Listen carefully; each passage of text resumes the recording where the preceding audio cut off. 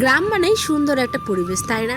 মুক্ত হাওয়া, খোলা আকাশ, আর সাথে নিজের দৈনন্দিন জীবনের কাজকর্মগুলো।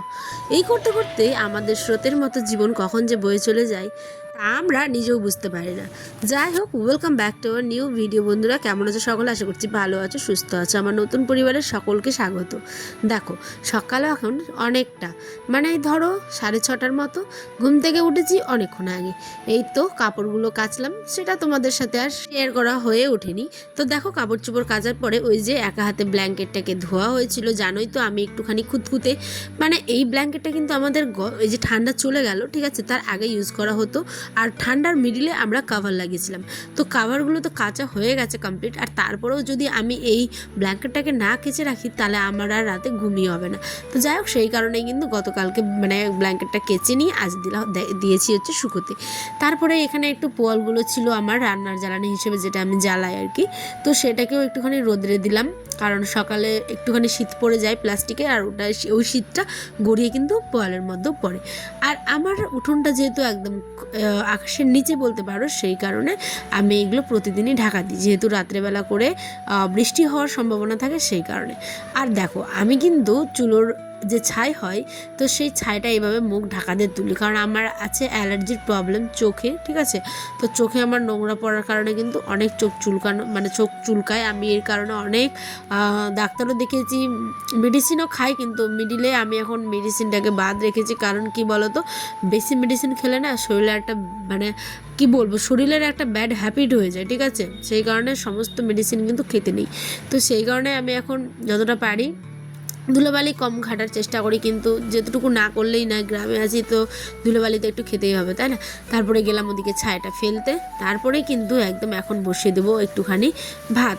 তো এই চালটা ছিল রেশনের, তো রেশনের চালটা একটুখানি ঝেড়ে নিচ্ছি, কারণ অনেক বালি ফালি থাকে, তো ভাতটা খাওয়ার সময় না ধোয়া থাকলেও ভাতটা কেমন জানি একটু করে, তাই ভালো করে বেছে ধুয়ে রান্না করি। হ্যাঁ, অনেকে হয়তো বলবে আমরা রেশনের চাল তো খাই না, এটা সেটা, কিন্তু আমরা খাই, বিশেষ করে আমি খাই। আমাদের তো কেনা চাল, তোমরা জানোই, আমরা যারা ডেলি ব্লগ দেখো, আমরা কিন্তু বস্তা 25 কেজির কেনা চালই খাই, কিন্তু রেশনের চালটা আমরা বিক্রি করি না, কারণ এটাকেও আমরা রাখি, আমাদের খেতে ভালো লাগে। আর মোটা চাল একটা অন্য রকমের টেস্ট, যারা খায় তারাই জানে, ঠিক আছে। তারপরে দেখো, এই যে জ্বালানিগুলো নষ্ট না করে ভাবলাম চলো জ্বালিয়ে উনুনটাতেই রান্না করে নিই।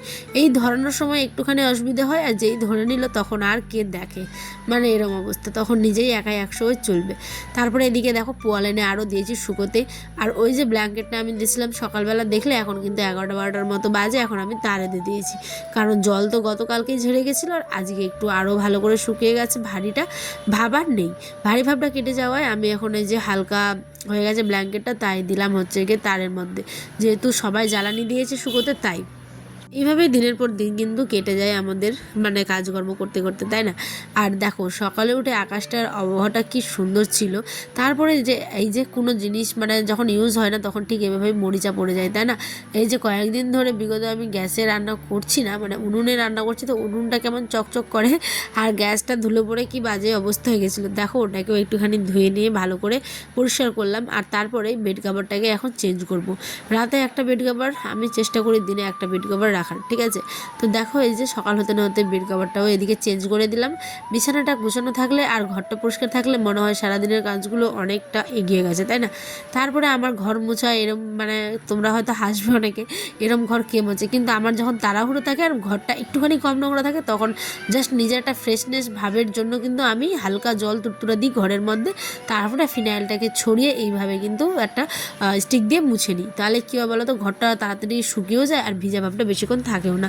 তো আমার মতো কে কে এরকম ঘর মুছে অবশ্যই আমাকে কমেন্টে জানাবে। আর এইদিকে দেখো, তোমার দাদাভাই নিয়ে এসেছিলো মাছ, তো মাছটাকে রাত্রেবেলা ভালো করে কেটে ধুয়ে পরিষ্কার করে এখন গায়ে হলুদ দিয়ে তাকে দিব তেলের মধ্যে স্নান করাতে। কি বলি বলো, এই রাত্রে যখন মাছ ধোয়া ব্যাপারটা একটা অন্য রকমের বিরক্তিকর ব্যাপার, কিন্তু এনেছে করতে তো হবে রাতে, প্রতিদিন রাতে এটা করা বিরক্তি তো লাগবেই, তাই না বলো। এইটা মশার কামড় খেয়ে যে করে সেই জানে, মশার কামড় একটা ধোয়া বিরক্তিকর ব্যাপার। তো আলু সেদ্ধ ছিল, সাথে তিতারি আলু ভাজা, তিতারি ভাজা আর আলু দিনই, আর এদিকে ভাত, মাছের ঝোল। কেমন লাগলো ব্লগ অবশ্যই কমেন্টে জানিও। অপেক্ষায় থাকলাম তোমাদের কমেন্টের। আর নতুন বন্ধু হয়ে থাকলে অবশ্যই চ্যানেলটা সাবস্ক্রাইব করো, এর থেকেও সুন্দর সুন্দর ভিডিও উপহার দেবো তোমাদের। তো আজ আসি, দেখাবো অন্য একটি ব্লগে।